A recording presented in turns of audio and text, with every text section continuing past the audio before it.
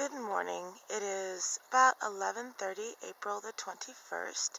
We're going to do a bloom report. It's been unseasonably cold here. It's only going to get to 69, not even 70. But my Sweet William are beginning to bloom. Look at how beautiful they are. I love these plants. They have the most interesting mutations. Also, I love these Columbines. Got a lot of pinks going on. But look at these Columbines. It's just a wonderful deep purple. I'm going to have to make sure to mark that plant and save those seeds. I've got some daisies starting. My cilantro that I planted doesn't seem to want to come up. Kind of sad about that. These are also nice Columbines, but they're not my favorites.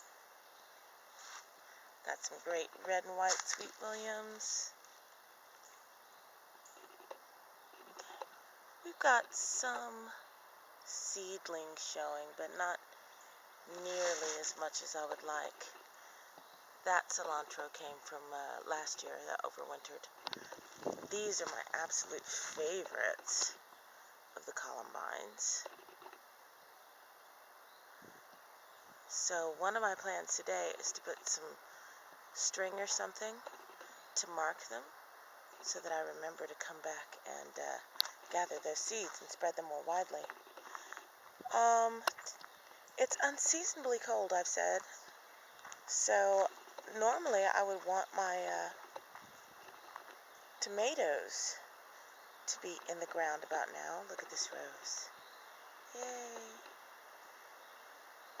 But it's going to be at least a week before I feel like putting them out. Finally got chive blossoms going. Those are wonderful in salads. I've also got a little bit of black spot. What the hell? So if it weren't so windy, I'd be thinking about fungicide. Also, it's supposed to rain all day tomorrow, so I'm not sure if it's even worth it. Sage is in bloom.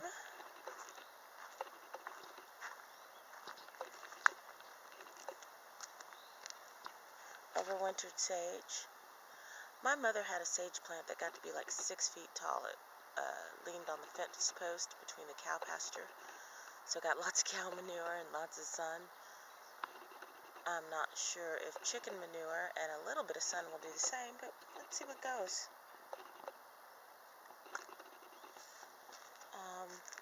Just overall, the blossoms are a little bit patchy. I got a wildflower partial shade mix from American Pride, let's call it 3 years ago. And it advertised that it had a lot of perennials, annuals, and biennials. I don't really see many of the perennials, or if I do, they're not ones I liked, and I ripped them out. The biennials would be the Columbine. Those are pretty, and those are proliferating. And the Sweet William aren't perennial exactly, they're just really self-sowing. So, yeah. But I just basically need to fill in a lot of bald spots. That being said, some other stuff. My ferns are just really looking awesome. They're all over the place. You see those? I need to water my sage or put her in the ground or something. Look at this fern. And that's incredible. It's just so nice and bushy. My mints come back. There's some more Columbines that'll probably bloom a little later. Even more Columbines. I like Columbines, what can I say? Over here, I have my camellia seeds. And in a second, we'll go in and see all the stuff that was hardening off. My avocado is doing really well. The lemon tree, let's go look at the lemon tree, because I really haven't paid attention to it. It should have little baby lemons starting, considering all the blossoms, and yeah, indeed we do see some little baby lemons on the same branches as the blossoms, and many any more blossoms coming out. So I need to fertilize everything. That's on my list of to-dos. Let's actually go in the garage this time. So I'm gonna look back out over the forest, reminding you, while I don't show you my key code, of the extent of my homestead. Another little fern. You see it?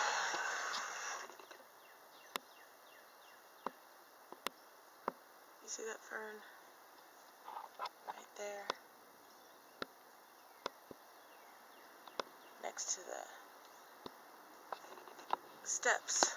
This area is just dead space. It gets no water, no sun. It's really hard to keep anything alive there. But if that fern can make it, maybe this can be another fruit garden. Thought for the future. So, here's my to-do list. I have all of these impatiens that are just doing really awesome. Saved impatiens. Tomatoes, we'll go over there, and peppers.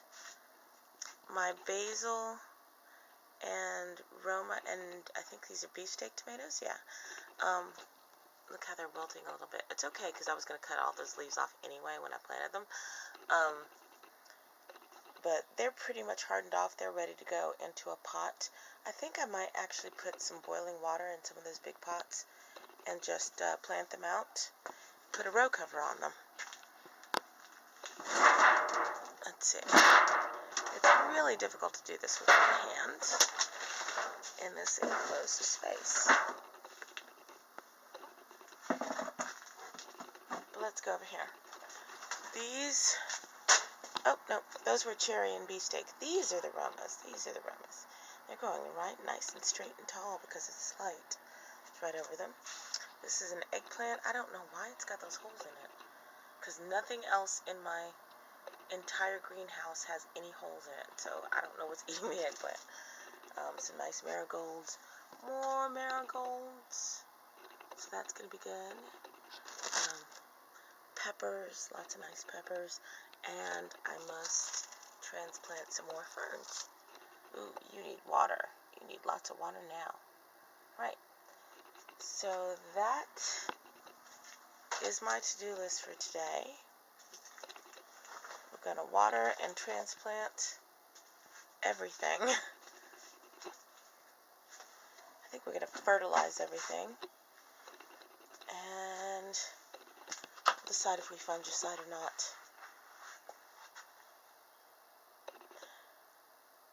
I really thought to be farther ahead on... Gee, I hope that was a backfire, not a gunshot. If not, you're a witness. At any rate, I really thought to be farther ahead in my growing season on April the 21st, the day before Earth Day. This time last year, my tomatoes were in the ground for like a month. But, I don't know. Global warming's not working the way we thought it would, apparently. I'm hoping that this is the last gasp of winter, and that the 70-degree days that we are projected for this next weekend will continue until October. Until then, I guess we're going to say au revoir from the Ant Wife's garden.